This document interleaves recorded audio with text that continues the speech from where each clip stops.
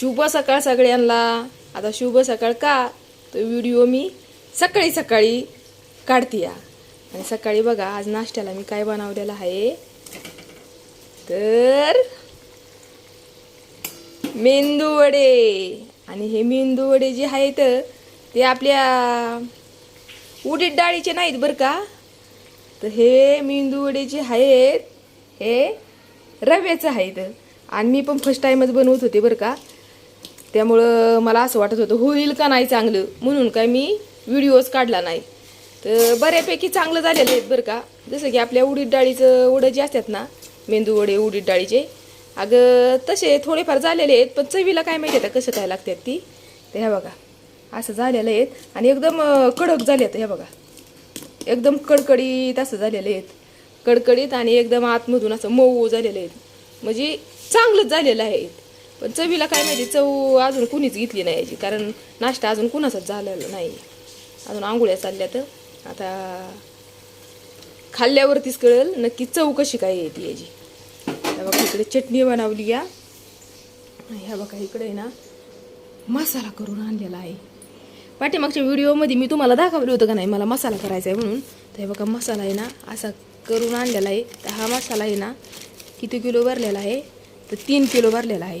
आणि रात्री इतका जी उशीर झाला ना, मला जवळजवळ 9 वाजल्या घरी यायला मसाला करून, त्यामुळे ना तसाच ठेवला होता, डब्या बिब्यात भरून नव्हता ठेवला।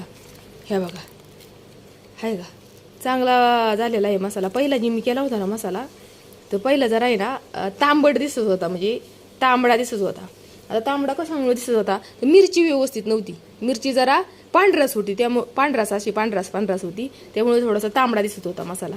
पण आज जी मिरची मी काल त्या दिवशी घेतली होती ना, नुसती लाल बडक होती, लय अशी काळपट कलर होता मिरचीचा, त्यामुळे मसाला पण चांगला पडलेला आहे बरं का।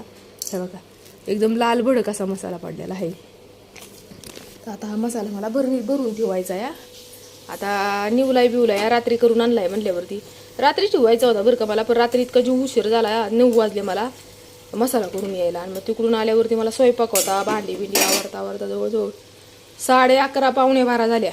म्हणलं आता मसाल्याचं राहू द्या, उद्याच निवांत आपलं भरून जिथल्या तिथं ठेवता येईल।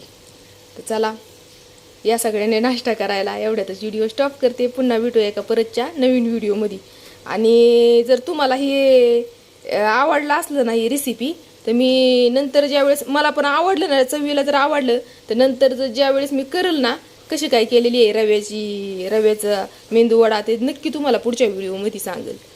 तोपर्यंत सगळ्यांना बाय बाय, ठेवते बरं का आता।